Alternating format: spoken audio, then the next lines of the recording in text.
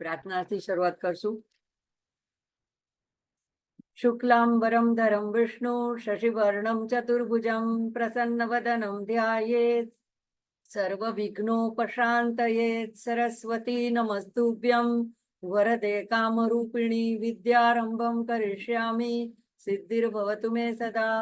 ગુરુર્બ્રહ્મા ગુરુર્વિષ્ણુ ગુરુર્દેવો મહેશ્વરા ગુરુર સાક્ષાત પરબ્રહ્મ તસ્મૈ શ્રી ગુરવે નમઃ. ગણપતિને આહ્વાન કરીએ. ગજાનના તારું અમે અધ્યયન કરવા માટે એક શું કહેવાય સૂર્યને દીવો દેખાડવા જેવું કાર્ય, એક અઘરું કાર્ય કરી રહ્યા છે. એમાં અમારી સહાય કરજે, અમારી બુદ્ધિને સારી પ્રેરણા કરજે અને અમે તારા સ્વરૂપને સમજી શકીએ એ બી અમને સમજ શક્તિ આપજે. તો કાલે આપણે ચર્ચા કરતા હતા ફલશ્રુતિની. શ્લોક જોઈ લઈએ આપણે એનો.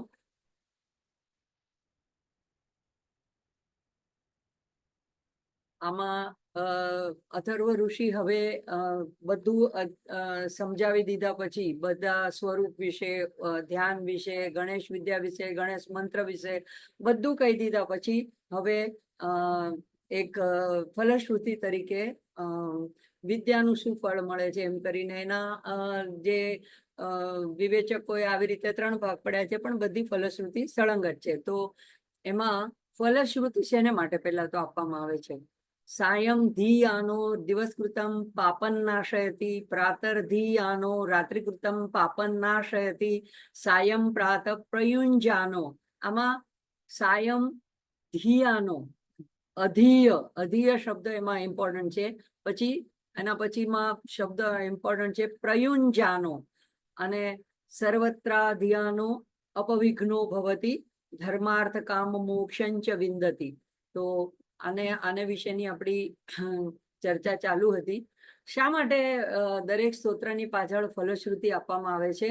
તો જે આપણે તો સાધક છીએ, પણ જે લોકો ગણપતિ અથર્વશીર્ષ પહેલી વાર કરવા માંગતા અથવા તો ગણપતિ વિશે જેમ આપણે પહેલી વાર એનો પરિચય થયો તો એમ એના સંપર્કમાં આવે તો એના પ્રત્યે એનું આકર્ષણ થાય, રુચિ થાય, એની મહત્તા જણાય, તો એને કરવાનું મન થાય. એટલે સામાન્ય સાધક જે છે એને માટે ફલશ્રુતિ આપવામાં આવે છે. તો હું ઘણીવાર એકનાથ મહારાજના જીવનનો પ્રસંગ કહેતી હોઉં છું કે એકનાથ મહારાજ હંમેશા આ રીતે ફલશ્રુતિ માટે અર્થ વિવેચન એવી રીતે આપતા હતા કે એક માતા હોય અને એનું બાળક માંદું હોય, એને કડવી દવા પીવડાવવી હોય તો એ સીધી રીતે તો ન જ પી લે કે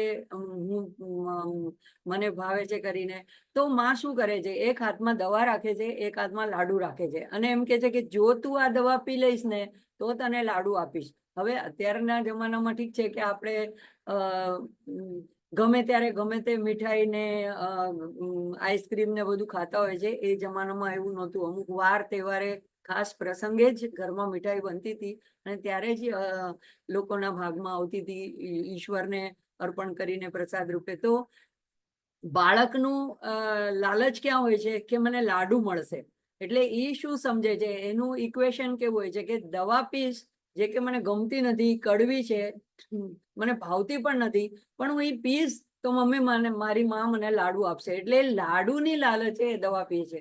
એટલે એની સમજ એમ છે કે જ્યારે આ પીવામાં આવે ત્યારે લાડુ પ્રાપ્ત થાય છે. પણ માની સમજ શું છે કે લાડુ તો એક બાય પ્રોડક્ટ જેવું છે કે વધારાની વસ્તુ છે, પણ માને ખબર છે કે દવા પીશે તો એને સ્વાસ્થ્ય પ્રાપ્ત થશે. એમ આપણા સદગુરુ જે છે એ આવા સ્તોત્રની સાથે આવી ફલશ્રુતિ મૂકે છે લાડુ રૂપે. પણ એમની પાછળનો એમનો ઉદ્દેશ શું છે કે આ લોકોને આ ભવરોગમાંથી, એમ જેમ કે ઓલામાં માં એને રોગમાંથી મુક્ત થઈને સ્વાસ્થ્ય પ્રાપ્ત થાય, નિરોગી બને, એના માટે લાડુ આપે છે. એમ અહીંયા આપણને ભવરોગ લાગેલો છે, આપણે જન્મ મરણના ચક્રમાં પાછા આવ્યા કરીએ છીએ, એમાંથી મુક્ત કરવા માટે આપણને આ લાડુ રૂપે ફલશ્રુતિ બતાડવામાં આવે છે. પણ ખરેખર એનું આધ્યાત્મિક ફળ અથવા તો એનું ઉચ્ચ ફળ છે કે આપણને જો આપણે એનું અધ્યયન કરીએ સરખી રીતે તો અને એની સાથે એક સાથે જોડાઈ જઈએ તો આપણને મોક્ષરૂપી, મુક્તિરૂપી ફળ મળે છે કે જે એમાં આપણને સીધી રીતે પહેલા દેખાતું નથી. તો અહીંયા સાયમ ધ્યાનો એટલે અધિયાનો અધ્યયન ચિંતન કરવાથી જે અજ્ઞાન છે એ તમારું નાશ થશે. તો પાપમ નાશયતિ, પાપ અજ્ઞાનને લીધે આવે છે. કાલે આપણે જે વાત કરતા હતા, અને ગીતામાં પણ ભગવાને આ જ કીધું છે કે નહીં જ્ઞાનેન સદૃશમ પવિત્રમ ઇદમેહમ. તો જ્ઞાન જેવું પવિત્ર કાંઈ નથી. એટલે જ્ઞાન દ્વારા અજ્ઞાનને દૂર કરી શકાય છે. તો એટલા માટે અહીંયા ભગવાન 10મા આપણે જે વાત કરતા હતા કે ગીતામાં 10મા અધ્યાયમાં 10મા શ્લોકમાં પણ ભગવાન એ જ કહે છે કે એવા જે મારા સતત મારી સાથે જોડાયેલા છે, સતત તેષામ સતત યુક્તાનામ ભજતામ પ્રીતિપૂર્વકમ દદામી બુદ્ધિ યોગમ તમ યેન મામ ઉપયાંતિ તે. એ લોકોને હું બુદ્ધિ યોગ એવો તત્વજ્ઞાનનું એટલે કે જ્ઞાનનો એવો યોગ કરાવું છું. યોગ કરાવો એટલે એની સાથે જોડું છું, એટલે એનામાં જ્ઞાન બુદ્ધિ યોગ એને હું પોતે જ આપી દઉં છું. તો અને પછી એના પછીના 11મા શ્લોકમાં કહે છે કે તેષામ એવ અનુકંપાર્થમ અહમ અજ્ઞાનજમ તમ નાશયામ આત્મભાવસ્સો જ્ઞાન દીપેન ભાસ્વતા. એ લોકોના હૃદયમાં મનમાં જે અજ્ઞાન રૂપી અંધકાર છે એને હું જ્ઞાન રૂપી દીવડા વડે, તત્વજ્ઞાન રૂપી દીવડા વડે પ્રકાશિત જળ હળતો ભાસ્વતા એટલે જળ હળતા પ્રકાશિત એવા દીવડા વડે હું એને નાશ કરી દઉં છું. એના અંધકારને અજ્ઞાનને નાશ કરી દઉં છું. તો અહીંયા આચાર્ય એમ કે છે કે આ બંને વસ્તુ એકબીજા સાથે જોડાય છે. આપણે એમ કે ભગવાન ઉપર બધું છોડી દે કે ભગવાન જ કરશે, હું તો ખાલી એટલે હવે કરું છું, ભગવાનને ભજું છું, એટલે હવે મારી કઈ જવાબદારી નથી. ના, એ કેવી રીતે સમજાવે છે કે સૂર્ય જે છે એ ઉદિત રોજ થાય છે અને પ્રકાશ આપે છે, ઉર્જા આપે છે, તેજ આપે છે. પણ તમે તમારા બારી બારણા બંધ રાખ્યા હોય, તમે મોડા ઉઠો અને તો એનો એ લાભ ન લ્યો, તો એમાં સૂર્યપ્રકાશની કૃપા નથી એમ ન કહી શકાય. એ તો રોજ જ આવે છે. તો આપણે શું કરવાનું છે? આપણે વહેલા ઉઠી અને નાહી ધોઈ પવિત્ર થઈ અને પોતાના ઘરના બારી બારણા ઉગાડીને પૂર્વ દિશા તરફ મોઢું રાખીને ભગવાનને આવકારવા માટે, સૂર્યના કિરણોને પોતાની અંદર ગ્રહણ કરવા માટે અથવા એને અર્ઘ્ય આપવા માટે, ગાયત્રી મંત્ર બોલવા માટે જો આપણે ત્યાં પ્રવૃત્ત થયા હોઈએ તો એ સૂર્યનો લાભ આપણને પૂરેપૂરો મળે છે. તો આ બે વસ્તુ જોડાવી જોઈએ. જો આપણે આવીએ તો આપણું આવવું એ આપણા હાથમાં છે, આપણે તૈયારી કરવી આપણા હાથમાં છે. પણ આપણે સૂર્યને કમ્પલસરી નથી કરી શકતા કે તારે ઉદિત થવાનું જ છે. એ એની મરજી પર છે. પણ એ સારું છે કે એ તો આવે જ છે. એટલે ભગવાનની કૃપા તો હોય જ છે, પણ તમે ભગવાનની કૃપાને કમ્પેલ ના કરી શકો કે સોદાબાજીને હું આમ કરું છું એટલે તારે આમ કરવું જોઈએ. પણ બંને જ્યારે સાથે જોડાય કે તમારો પણ અભ્યાસ હોય, એટલે કે આપણો પણ અભ્યાસ હોય, આપણો પણ પ્રયત્ન હોય જાણવાનો, સમજવાનો અને એનું અર્થનું ચિંતન કરવાનો, અને ભગવાનની કૃપા બે જ્યારે સાથે મળે ત્યારે આપણા પાપોનો નાશ થાય છે. તો એ રીતે કીધું કે પાપની નિવૃત્તિ એટલે અજ્ઞાન નિવૃત્તિ. હવે આચાર્ય એક સરસ હમણાંના જમાના પ્રમાણેનું ઉદાહરણ આપે છે કે ભગવાનની કૃપાના મેસેજ આપણને આવ્યા જ કરતા હોય, પણ આપણો મોબાઈલ બીજા 1000 મેસેજ દ્વારા ભરાઈ ગયો હોય તો એમાં પછી આવી જાય છે કે there is no space. એટલે હવે થોડુંક ખાલી કરો તો એની અંદર બીજા નવા મેસેજ આવે. તો આપણે એવો કચરો થોડોક જ્યારે મોબાઈલમાંથી, કોમ્પ્યુટરમાંથી ખાલી કરીએ છીએ, એની સ્પેસ અવેલેબલ કરીએ છીએ, ત્યારે એમાં બીજા નવા મેસેજ અંદર આવે છે. તો ત્યાં એવી રીતે કે છે કે અધરવાઇઝ જો ન કરે તો હેંગ થઈ જાય છે. તો એ ખાલી કરવું જ પડે છે. તો આ ખાલી કરવા માટે, સ્વચ્છ કરવા માટે આપણા મનને, આપણા વિચારોને આ સવાર સાંજ આનો અભ્યાસ કરવાનો છે. એટલા માટે કીધું કે સર્વત્ર જ્યારે એનો સર્વત્ર અધિયાનો અપવિઘ્નો ભવતી.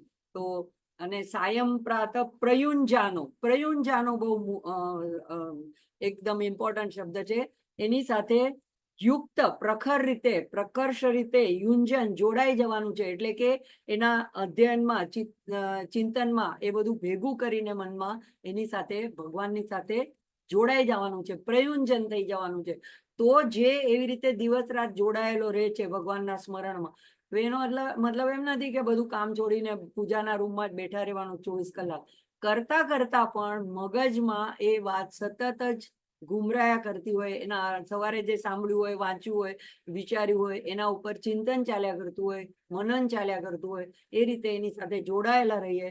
તો એને માટે આ કીધું છે કે એના પછી હવે સર્વત્ર અપવિઘ્ન બની જાય છે. સાયં પ્રાત પ્રયુંજાનો અપાપો ભવતી, અથવા તો પાપ અપાપ ક્યાંક એવો પાઠભેદ પણ છે. તો પાપ કરનારાની વૃત્તિ જ નીકળી જાય છે, એટલે અપાપો એટલે નિષ્પાપ બની જાય છે. કોઈ દિવસ પાપ કરવાનો એને વિચાર જ નથી આવતો પછી. અને સર્વત્ર ધિયાનો અપવિઘ્નો ભવતી, પછી એને કોઈ વિઘ્ન આવતું નથી. વિઘ્ન કેવી રીતે આવે છે એ જ કીધું કે થર્વતાથી, મનની ચંચળતાથી, અસ્થિરતાથી, મનમાં સંકલ્પ વિકલ્પથી. તો જ્યારે અથર્વ શીર્ષનો પાઠ કરે છે ત્યારે ભગવાન અથર્વતા આપે છે, એટલે એના આ સૌથી મોટું તો આ જ વિઘ્ન દૂર કરી દે છે કે એને સ્થિરતા આપી છે. અને એટલે બધી બાજુથી એના વિઘ્નો દૂર થાય છે. અને દાખલા તરીકે વિઘ્ન આવે તો પણ એની વૃત્તિ એવી હોય છે કે વિઘ્નથી એ ચલિત થતો નથી. તો આ રીતે અહીંયા એનું ફલશ્રુતિમાં આ શ્લોકમાં ગણક ઋષિએ એનું વર્ણન કર્યું છે. એના પછીનો આગળનો મંત્ર જોઈએ. અને સર્વત્ર ધ્યાનો અપવિઘ્નો ભવતી, પછી ધર્મ અર્થ કામ મોક્ષ ચ વિંદતી. વિંદતી વિદ એટલે જાણવું અથવા પ્રાપ્ત થવું. તો એને આ ચારેની પ્રાપ્તિ થાય છે. હવે આ કોણ કે છે? અથર્વ ઋષિ આ આખું એક્સપ્લેન કર્યા પછી પોતે કહી રહ્યા છે કે એને વિંદતી મળશે. આગળ એને પ્રાર્થના કરી ભગવાનને, તમ ભક્તારમ તમ શ્રોતારમ, એમ કરીને ઉપાસનાનો બધો માર્ગ બનાવ્યો. અહીંયા હવે એ પોતાનું વક્તવ્ય જણાવે છે કે એવો જે ભક્ત છે એને આ ચારે ચાર પુરુષાર્થ પ્રાપ્ત થશે. હવે આગળ કે છે કે ઇદમ અથર્વ શીર્ષમ. હવે અહીંયા આ જોડાયેલું છે, અહીંયા છૂટું પાડેલું છે, એ થોડી ભૂલ છે, પછી સુધારી લેવામાં આવશે. ઇદમ અથર્વ શીર્ષમ શિષ્યાય, શિષ્યાય જોડાયેલું છે, એટલે શિષ્યાય ન દે એમ એનો મતલબ શું થાય કે શિષ્યને ના આપવું. પણ અહીંયા શીર્ષમ મ ખોડો છે અને અશિષ્યાય ન દેયમ. તો આ જો આમાં ક્યાંક લખવામાં જરાક પણ જો ખોટી રીતે સંધિ છૂટી પાડી દીધી હોય તો આખો અર્થનો અનર્થ થઈ જાય છે. તો ઇદમ અથર્વ શીર્ષમ મ ખોડો અશિષ્યાય ન દેયમ. તો યો યદિ મોહાદ દાસ્યતિ સપાપિયાન ભવતી. તો અહીંયા જે પેલા બે ઉપમંત્ર છે એનો અર્થ જોશું કે કેમ આવું કહેવામાં આવ્યું કે અશિષ્યને ન દેવો જોઈએ. તો જે શિષ્ય છે, આપણે પહેલા જોયું કે જે વક્તા છે એની સામે શ્રોતાઓ છે, જે ગ્રહણ કરી શકે, જે એકાગ્ર થાય, અને એ જ્યારે શ્રોતા જ્યારે ધારણ કરી શકે એવો થાય, જે ગુરુએ દાતા બનીને આપ્યું હોય એમાંથી જે એને જીવન જીવવાની જે કૂંચી મળી હોય એને ધારણ કરે, પોતાના જીવનના આચરણમાં લાવે, અને પછી નમ્ર બનીને શિષ્યત્વ સ્વીકારે, શિષ્ય બનીને જ્યારે એમના ચરણોમાં લીન થાય, શરણાગત થાય, ત્યારે એને આ મંત્ર કે આ અધ્યયન કરવાનો કે એના ફળ પ્રાપ્ત કરવાનો અધિકાર પ્રાપ્ત થાય. પણ જો કોઈ અશિષ્ય હોય, એટલે કે જેને વિશ્વાસ નથી, પણ આપણે ઘણીવાર એવું થાય ક્યાંક કંઈક સાંભળ્યું હોય, એમાં હું પણ આવી ગઈ, આપણને એમ થાય કે હા ચલો હોંશે હોંશે આપણે બીજાને કહીએ, આપણી ફ્રેન્ડ, આપણી બેનપણીઓ, આપણા ઘરના કુટુંબીજનો, આપણા રિલેટિવ્સ, તો આપણે તરત જ એ ચર્ચા બીજા સાથે એ વાત શેર કરવા જઈએ છીએ. પણ ઘણીવાર એવું બને કે એ લોકોને એ વસ્તુમાં રસ ન હોય, બીજું કે એને વિશ્વાસ ન હોય, ત્રીજું કે એના માટેની ટીકા કરતા હોય. તો એવા લોકો જેને વિશ્વાસ નથી, શ્રદ્ધા નથી, જે દુરાચારી છે, જે નમ્ર નથી, જે અહંકારી છે, કે જે શ્રોતા ધાતા શિષ્ય બન્યા નથી, એવા લોકો આ સાધન બરાબર કરી ન શકે. અને એ બરાબર સાંભળતો જ નથી. તો સાંભળતો નથી તો આચરણ ક્યાંથી કરવાનો છે? અને આચરણ નહીં કરે, ગ્રહણ નહીં કરે, તો એને ફળ પ્રાપ્ત નહીં થાય. પછી અધૂરા નોલેજથી એ કોઈએ કીધું એટલે આ પાઠ કરવાનો છે એમ કરીને કરી પણ લેશે તો એને પૂરું ફળ પ્રાપ્ત નહીં થાય, અથવા એની જે ઈચ્છા હશે એ નહીં થાય, તો એ શું કહેશે? અરે આ તો ખાલી કે છે, આ બધું આમાં કાંઈ નથી, આ મેં કેટલું કર્યું, આટલા પાઠ કર્યા, કાંઈ નહોતું. એટલે એ વખોડશે, એટલે એનું અપમાન થશે. તો એટલા માટે કે છે કે અશિષ્યાય ન દેમ કોઈ. અને જો ભગવાન પણ અર્જુનની સાથે આટલા વર્ષો સાથે રહેતા હતા, તો ત્યારે કેટલી વાર એવા એકાંતમાં બે જણને વાત કરવાના મોકા મળ્યા છે. કેમ ભગવાને ત્યારે એને ગીતાનો ઉપદેશ શાંતિથી બેસીને શાંત વાતાવરણમાં ન આપ્યો, જેમ ગુરુકુળમાં ગુરુ શિષ્યને આપે છે. પણ જ્યાં સુધી એને શિષ્યસ્તે શાધિમામ ત્વામ પ્રપન્નમ, હું તમારો શિષ્ય છું, હું તમને શરણાગત છું, તમને પ્રપન્ન થાઉં છું, એવું જ્યારે કીધું નહીં ત્યાં સુધી, શાધિમામ મને ઉપદેશ આપો એમ જ્યાં સુધી પ્રાર્થના કરી નહીં ત્યાં સુધી ભગવાને એને ઉપદેશ આપ્યો નહીં. તો અને પછી છેલ્લે પણ એને શું કીધું કે હવે મને મારો સંદેહ નષ્ટ થયો છે અને હવે હું તમે જે કહેશો એ પ્રમાણે કરીશ. તો જ્યારે એવો શિષ્ય બને, એનામાં નમ્રતા આવે, પછી એને ઉપદેશ આપવામાં આવે તો એ પ્રમાણેનું આચરણ કરી શકે. એટલા માટે ગીતામાં પણ છેલ્લે ભગવાન શું કે છે, 18મા અધ્યાયના 67 નંબરના શ્લોકમાં, ઇદમ તે ના અતપસ્કાય ન અભક્તાય કદાચન ન ચ અશ્રુષશ્વે વાચ્યમ ન ચ મામ યો અભ્યસૂયતિ. એટલે કે આ રહસ્ય ઉપદેશ મેં જે તને કીધો આ ગીતાનો, એ કોઈ કાળે ન તો અતપસ્કાય, જે તપ રહિત છે, એટલે કે જે કોઈ તપ કરતો નથી, કોઈ વ્રત આચરણ કરતો નથી, કોઈ પોતાની જાતને કષ્ટ કરતો નથી, સુખાનુવૃત્તિમાં રહે છે, એવાને નહીં, એવા માણસને ન કહેવો.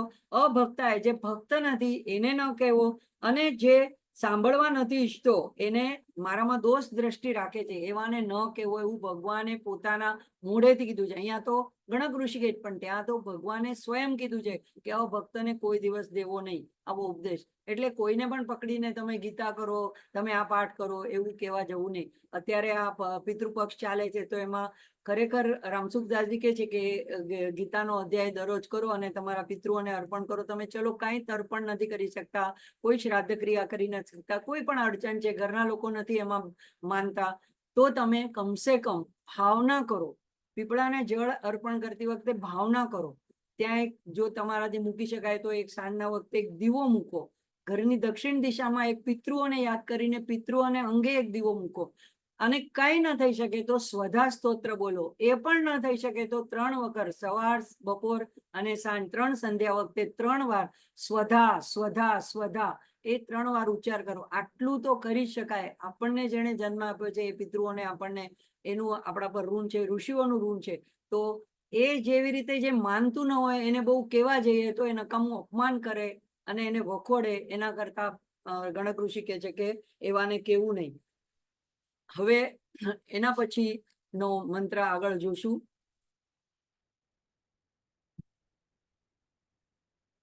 આગળ શું કે છે, યો યદિ મોહાત દાસ્યતિ સ પાપીયાન ભવતિ. એટલે તમે એ જે ખોટું કામ કરશે કે ભગવાનનું જેટલું અપમાન કરશે એનું પાપ તમને લાગશે, કારણ કે તમને મેં ના પાડી છે અને ગીતામાં ભગવાને પણ ના પાડી, છતાં પણ તમે એને કહેવા જાઓ અને પછી એ ધર્મને વખોડે, ભગવાનને વખોડે. અથવા તો આ જે યમ યમ કામમ રીતે આગળ આવશે, આગળના ઉપમંત્રમાં આવે છે કે જે પણ ઈચ્છા કરે, તો હવે જે દુરાચારી હશે તો કોઈ દુષ્ટ ઈચ્છા રાખશે, કોઈનું બુરું કરવાની ઈચ્છા રાખશે, તો એ પાપ તમને લાગશે. એટલા માટે દુરાચારીને કે એવા લોકોને મોહાદ, એટલે કોઈ લોકો ગુરુ દક્ષિણા લઈને ન આપવાનો હોય, પાત્રતા ન હોય તો પણ એને મંત્ર દીક્ષા આપી દે છે. ઘણા જાહેરમાં બધાને હજારો લોકોને એકસાથે આપી દે છે. એટલા માટે આ શરત મૂકવામાં આવી છે કે મોહમાં આવીને, પૈસાની લાલચે કે બીજા કોઈ મોહમાં આવીને આવા વિદ્યા કોઈને અશિષ્ય હોય એને ન આપવી. સહસ્ત્રાવર્તનાત યમ યમ કામ અધીતે તમ તમ અનેન સાધયેત. તો અહીંયા યમ યમ એટલે જ્યારે જ્યારે આ વ્યક્તિ સાધક જ્યારે આવું સહસ્ર એટલે એક રીતે 1000, પણ અનંતના અર્થમાં પણ વપરાય છે સંસ્કૃતમાં. તો એનું આવર્તન કરે એટલે કે સતત એના આવર્તન પોતે કર્યા જ કરતો હોય, ગણવાની માથાકૂટમાં ન પડે. તો જે કર્યા કરતો હોય છે, અથવા તો એક જગ્યાએ બેસીને કોઈ સંકલ્પ કરીને આ ગણપતિના દિવસોમાં કે સંકષ્ટીના દિવસે કે એવી રીતે આવર્તન કરતો હોય છે, તો એને એ જે કામમ, જે પણ એને ઈચ્છા રાખી હોય મનમાં, તો એને અનેન એટલે આના વડે, આ ઉપનિષદ વડે, આ અધ્યયન વડે એ સાધયેત. તો પહેલા તો એને આવર્તન કરતા પહેલા એનું અધ્યયન કરવાનું પહેલું પગથિયું કીધું, પછી એનું મંત્રોચ્ચારણ કરીને આવર્તન કરવાનું કીધું છે. અનેન ગણપતિમ અભિષિંચતી સ વાગ્મી ભવતી.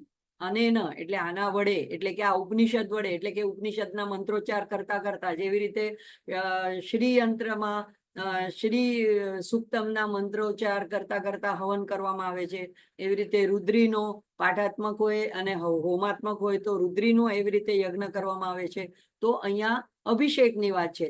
તો તમે જળથી કે દૂધથી અભિષેક કરીને જો આ પાઠ કરતા કરતા એનું અભિષેક કરવામાં આવે તો કે છે કે સ વાગ્મી ભવતી. વાગ્મી એટલે કે વાચા ઉપર જેનું પ્રભુત્વ હોય, જેની અસ્ખલિત વાણી હોય, જેના વાણીમાં અધિષ્ઠાત્રી દેવતા તરીકે આ વાચસ્પતિ બ્રહ્મણસ્પતિ વાચાના વાણીના બુદ્ધિના અધિપતિ જ જ્યાં પ્રતિષ્ઠિત થયેલા હોય તો એ પ્રવાહરૂપ એની મીઠી એની મધુર અને સરળ બધાને બોધ કરનારી એવી વાણી એના મુખમાંથી વહેતી થાય છે. એટલે કે એને વાગ્મી કહેવામાં આવે છે. તો એવો એ વાગ્મી બની જાય છે. પછી ચતુર્થ્યામ અનશનન. અહીંયા પણ ચતુર્થ્યામ અહીંયા બધી થોડીક સ્પેલિંગ મિસ્ટેક છે. ચતુર્થ્યામ અમન અહીંયા એવી રીતે એનો જપ કરવાનો હોય છે કે કોઈ પણ અંદર કોઈ પણ જાતનો ખોરાક લીધા વગર, એટલે કે ઉપવાસ કરીને. તો ઉપવાસ કરીને જે જપતી જે જપે છે સવિદ્યાવાન ભવતી. તો એ અનશનાત એવો ચતુર્થ્યામ અને મ ખોડો અહીંયા પણ એ જ રીતે છે અનશનાત. તો અથવા તો અનશનન જપતી એટલે અન્ન લીધા વગર. હવે અન્ન એટલે ખાલી આપણે સમજીએ છીએ કે ખાવાનુંમાં ઉપવાસ એટલે રોજનું દાળ ભાત શાક રોટલી ન ખાતા હોય અને બીજો કઈ ફરાળ કરી લઈએ કે ફ્રૂટ લઈ લઈએ કે દૂધ. એનો એટલી એક ખાલી સ્વાદેન્દ્રિયની વાત નથી. પાંચે પાંચ આપણી જે જ્ઞાનેન્દ્રિયો છે એના દ્વારા કોઈ પણ ખોટા પ્રકારનો એવો ખોરાક અંદર ન જાય એનું ધ્યાન રાખીને ભગવાનની ઉપવાસ એટલે ભગવાનની નજીક વાસ કરીને એટલા દિવસ પૂરતું મૌન રાખીને અથવા તો ભગવત ચિંતન કરીને જે જપે છે. અહીંયા જપતી છે. જપ ત્રણ રીતે જપ કરી શકાય છે. મોટેથી ઉચ્ચાર કરીને કરીએ તો એને વૈખરી રીતે કહેવાય છે. હોઠ ખાલી ફફડાવીને આપણને જ સંભળાય એટલા ધીમા સ્વરે કરીએ તો એને ઉપાંશુ જપ કહેવાય છે. અને જો મન હોઠ બંધ રાખીને કોઈને પણ ખબર ન પડે એ રીતે માનસિક જપ કરીએ તો એ માનસિક જપ બને છે. તો ધીમે ધીમે પહેલા વૈખરીમાંથી ઉપાંશુ. કારણ કે ઘણીવાર મંદિરમાં જુએ છે લોકો પોતાની રીતે આમ મંદિરમાં જેવા પ્રવેશ કરે એટલે જોરથી સ્તોત્ર બોલવા માંડે. હવે ત્યાં કોઈક બેસીને પોતાનું કંઈક જપ કરતું હોય, કોઈ પોતાની આરાધના કરતું હોય, કોઈ સ્તુતિ કરતું હોય, કોઈ પ્રાર્થના કરતું હોય તો એને ડિસ્ટર્બ થતું હોય છે. એના વિચારોને એની જે ભગવાન સાથેનો તાર હોય છે એ તૂટી જાય છે. તો એવી રીતે શરૂઆતમાં મોટેથી બોલતા હોઈએ તો પણ ધીમે ધીમે પછી ઉપાંશુ પોતાને સંભળાય એવા જપ કરવા જોઈએ. અને પછી અંતે તો માનસિક એ ઉચ્ચ સ્તરના જપ છે. તો માનસિક જેમ પૂજન છે માનસિક જપ કરીને જે કરે છે એટલે કોઈને ખબર શું પડે. આ ચોથના દિવસે તમે તમારું કામ કરતા હો, ઘરના નિત્ય નૈમિતિક કર્મ કરતા કરતા મનમાં તમારું ગજાનનનું ઓમ ગંગ ગણપતય નમઃ કે આ અથર્વશીર્ષ મોડે આવતું હોય તો એ જે પણ રીતે તમે એનો જપ કર્યા કરતા હો તો અનેના એટલે અહીંયા આ અથર્વશીર્ષની વાત છે. તો સવિદ્યાવાન ભવતી. હવે વિદ્યા એટલે એને બધા પ્રકારની વિદ્યા. તો સૌથી વધારે હાઈએસ્ટ વિદ્યા છે કે બ્રહ્મ વિદ્યા. તો એ વિદ્યાવાન બને છે. અને ઇત્ય અથર્વણ વાક્યમ. હવે અહીંયા અથર્વણ ઋષિ પોતે એકદમ સ્ટેમ્પ મારીને પોતાના વચન કે છે, પોતે ખાતરીપૂર્વક કે છે, પોતે વચન આપે છે કે હું આ કહી રહ્યો છું, આ મારો શબ્દ છે, આ મારું વાક્ય છે કે એ આવો બને છે. અને આગળ કે છે કે બ્રહ્માદ્યાવરણમ વિદ્યાત. બ્રહ્મ ઉપર જે આદ્ય આવરણ જે પહેલેથી એક પ્રથમથી આવેલું આવરણ માયાનું છે એ એનું નીકળી જાય છે. ન વિદ્યાત ન બિભેતી બંને જગ્યાએ છે એટલે એના પરનું આવરણ નીકળી જાય છે અને એને વિદ્યા પ્રાપ્ત થાય છે, બ્રહ્મ વિદ્યા પ્રાપ્ત થાય છે. અને ન બિભેતી. બિભેતી એટલે ડર રાખવો નહીં, એને ભય રહેતો નથી. કદાચનેથી એટલે ક્યારેય પણ એને કોઈ ડર નથી રહેતો. તો કયા વસ્તુનો આપણને ડર હોય છે? તો સૌથી પહેલું તો આપણને પદાર્થ અને વસ્તુઓ નો ચાલી જવાનો કે આપણાથી ખોવાઈ જવાનો કે નષ્ટ થવાનો હોય છે. પછી વ્યક્તિઓ જે આપણી સાથે જોડાયેલી હોય છે એમના ચાલી જવાના કે એમનાથી જુદાઈનો આપણને ડર હોય છે. અને ત્રીજું, આપણે આપણી જાત માટે આપણને વૃદ્ધાવસ્થાનો, રોગનો, બીમારીનો અને સૌથી મોટો ભવરોગનો એટલે કે મૃત્યુનો પહેલા તો ભય હોય છે. તો અહીંયા એમ કે છે કે એને ન બિભેતી કદાચનેતી. કદાચનેતી એટલે ક્યારેય પણ આ પ્રકારે એ જ્યારે એને આવું જ્ઞાન થઈ જાય છે ત્યારે બ્રહ્મનું જ્ઞાન પ્રાપ્ત થાય છે ત્યારે એને કોઈ પણ પ્રકારનો ભય રહેતો નથી. એટલે કે કોઈ ભય એને ચલિત નથી કરી શકતો. ભય આવે તો પણ એમાં એ ડગમગી જતો નથી. અને સૌથી વધારે એનાથી પણ અત્યારે સાધના કરતી વખતે કયો ભય હોય છે? તો અહંકાર આવી જવાનો, મનના વિકારોનો. તો એ પણ એને નડતા નથી. એટલે ન બિભેતી કદાચનેતી. સૌથી મુખ્ય વસ્તુ આમાં શું છે કે અથર્વણ ઋષિ, જે અથર્વવેદના ઋષિ છે, એમણે આ આપણને વચન આપ્યું છે, એમણે પ્રોમિસ કર્યું છે કે આવું કરવાથી આટલું થશે. તો અહીંયા એના પછીનો મંત્ર જોશું. હવે જુદી જુદી રીતે ઉપાસના અને આરાધના કરવાના વિષય અહીંયા બતાડ્યા છે. તો યો દુર્વાંકુરેર યજતી સ વૈશ્રવણો પમો ભવતી. દુર્વા ભગવાનને પ્રિય છે. દરેક ભગવાનને માટેના એક એક હોય છે. જેમ કે વિષ્ણુને તુલસી પ્રિય હોય છે, જેમ કે શિવને બિલીપત્ર પ્રિય હોય છે. તો એવી રીતે અહીંયા ગણપતિ માટે દુર્વાનો વિધાન કરવામાં આવ્યું છે. તો એટલા બધા દુર્વા લીલા રંગના અને કુમળું એવું ઘાસ હોય છે કે એ ભગવાનને દુર્વા દ્વારા એનું યજન કરવામાં આવે છે, એમને અર્પણ કરવામાં આવે છે.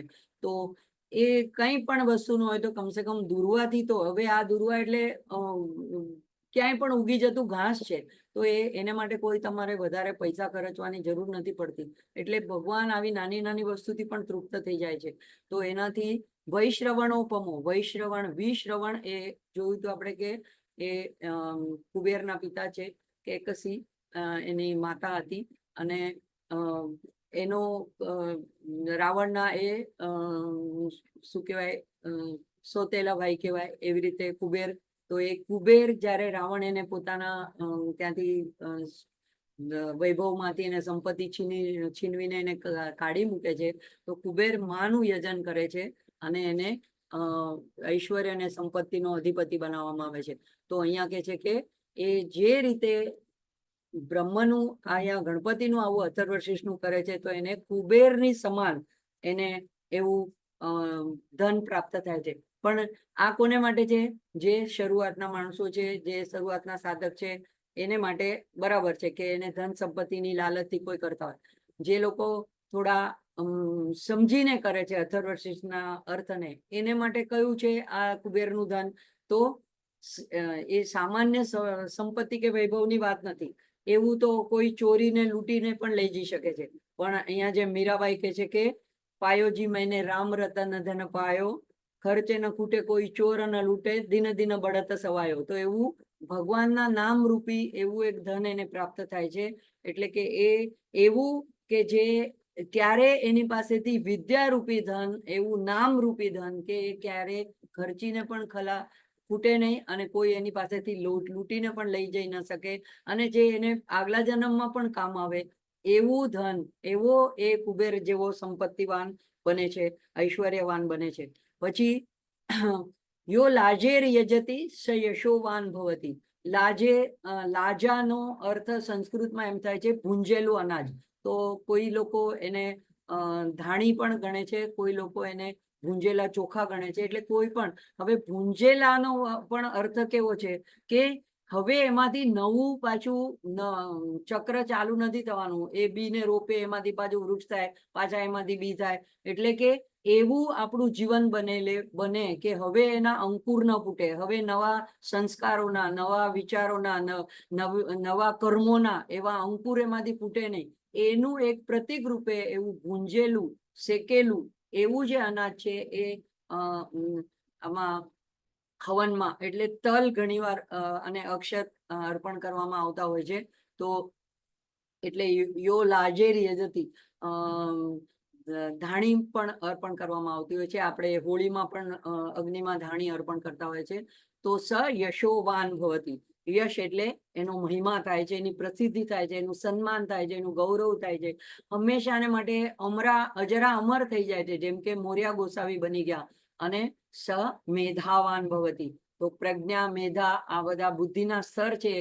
એક તો પેલા ગ્રહણ કરવાની શક્તિ, સ્મૃતિમાં રાખવાની શક્તિ, બધું યાદ રાખવાની શક્તિ, પ્રખર બુદ્ધિમત્તા, પણ એનાથી પાછી મેધા એટલે કે જ્યારે જે અણીનો વખત હોય ત્યારે આપણને એ કામ આવે.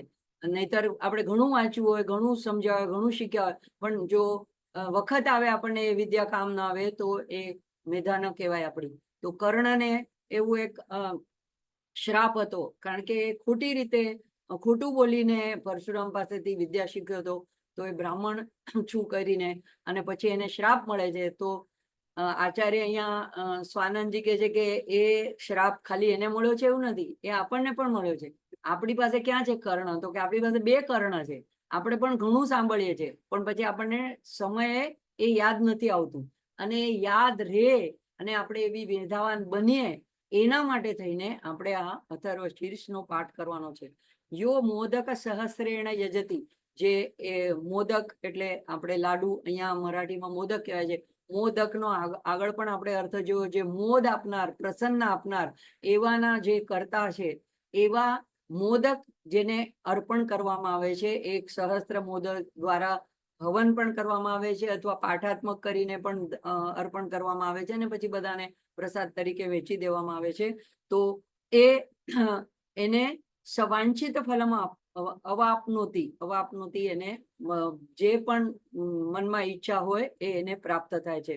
ય સાજ્ય સમિતભિર યજતી, સાજ્ય સયજ્ય ઘી ને ધૃતને કહેવાય છે. સ એટલે એની સાથે ધૃતમાં ડુબાડીને, તો ઘીમાં બોળીને સમિધ લેવામાં આવે. સમિધ એટલે હંમેશા ઔષધીય ગુણો વાળા જે વૃક્ષો છે, પવિત્ર વૃક્ષો છે, તો આંબળો છે, આંબાના છે કે પીપળાના છે, કે એના સૂકવેલા જે લાકડા હોય અને જેમાં ઔષધીય ગુણો હોય, એવા જે એની જે ડાળો હોય, અને એ પણ પાછી સીધી સરળ હોય. આપણે જો બજારમાં પૂજાની સામગ્રીની દુકાનમાં જઈએ તો સીધા એવા લાકડાના આપણને ટુકડા કરેલા બંચ આપે છે.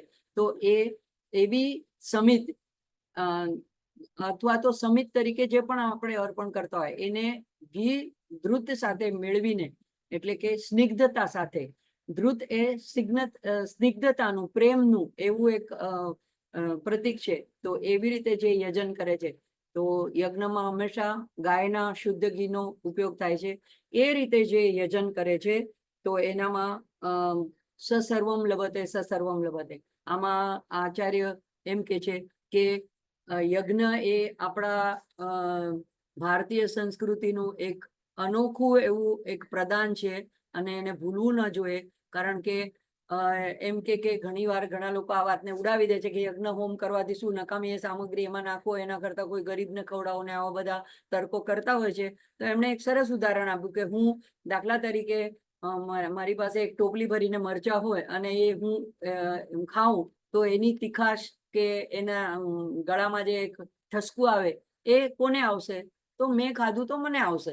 પણ દાખલા તરીકે હું એક સામે મારી પાસે યજ્ઞકુંડ હોય અને એમાં હું ટોપલી ભરીને મરચા અંદર નાખી દઉં, તો આજુબાજુમાં હોલમાં બેઠેલા જેટલા માણસો છે કે બધાને જ આ ધુમાડાથી એના, આપણે વઘારમાં પણ ઘણી વાર જોઈએ છે, ઘરમાં કોઈ એવા લાલ મરચાના કટકા નાખ્યા હોય તો ઘરમાં બાકીના લોકોને ઠસકો આવવા માંડે તો કે શું વઘાર્યું, શું કર્યું, એમ તરત બોલવામાં આવી જાય છે.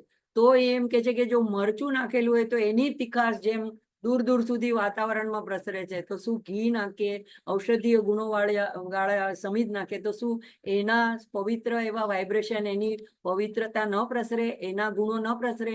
એટલે આપણે પછી આ તર્ક કર્યા વગર આવો જે શાસ્ત્રોમાં કીધું હોય છે એને માન્ય કરીને યજ્ઞ કરવાનો હોય છે. એટલે આમાં આ રીતે એનું યજ્ઞ વિશેનું એનું વિધાન કરવામાં આવ્યું છે. હજી થોડું બાકી રહી જશે, એ આપણે કાલે લઈ લેશું. તો આજે પછી કાલની જેવું વચ્ચે અડધેથી રોકાઈ જાય એવું ન થાય, એટલા માટે અહીંયા રોકાશું. તો યશોવાન ભવતી એવું પણ આવે છે, તો એમાં જેમ કે જેટલા પણ સંતો થઈ ગયા એનો યશ આપણે હજી આજ સુધી ગાય છે. અને ગણપતિમાં તો મોર્યા ગોસાવીનો આજે 1000 વર્ષ પછી પણ ગણપતિ બાપ્પાની સાથે મોર્યા લાગેલું છે. એવી જ રીતે વિઠ્ઠલની સાથે કુંડલિક વરદા વિઠ્ઠલ હરિ, તો કુંડલિક એના ભક્તનું નામ ભગવાન સાથે જોડાઈ જાય છે. એ લોકો અજરામર બની જાય. આ જ યશ છે. બાકી તમે એમ કે ઓલિમ્પિકમાં એક વર્ષમાં એકવાર કોક એક મેડલ લીધો પછી તો કોઈ યાદ નથી રાખતું કે 100 મીટરમાં લીધો તો કે 200 મીટરમાં લીધો તો કે એકવાર વર્લ્ડ કપ લીધો તો કે શું કર્યું હતું. પણ આવો જે યશ કે ભગવાન સાથે જોડાયેલાનો યશ હોય છે એ વર્ષોના વર્ષો સદીઓ સુધી બધા યાદ રાખે છે. તો અહીંયા આપણે અટકશું. ઓમ ભદ્રમ કર્ણેભિः શૃણુયામ દેવાः ભદ્રમ પશ્યેમાક્ષભિર્યજત્રાः સ્થિરૈરङ्गैः સુષ્ठुवासस्तनूभिः व्यशेम देवहितं यदायुः. ॐ स्वस्ति न इन्द्रो वृद्धश्रवाः स्वस्ति न पूषा विश्ववेदाः स्वस्ति न तार्क्ष्यो अरिष्टनेमिः स्वस्ति नो बृहस्पतिर्दधातु. ॐ शान्ति शान्ति शान्तिः. ॐ पूर्णमद पूर्णमिदं पूर्णात् पूर्णमुदच्यते पूर्णस्य पूर्णमादाय पूर्णमेवावशिष्यते. ॐ शान्ति शान्ति शान्तिः. हरि ओम श्री गुरुभ्यो नमः. हरि ओम. સૌનો આભાર. જય હાટકેશ.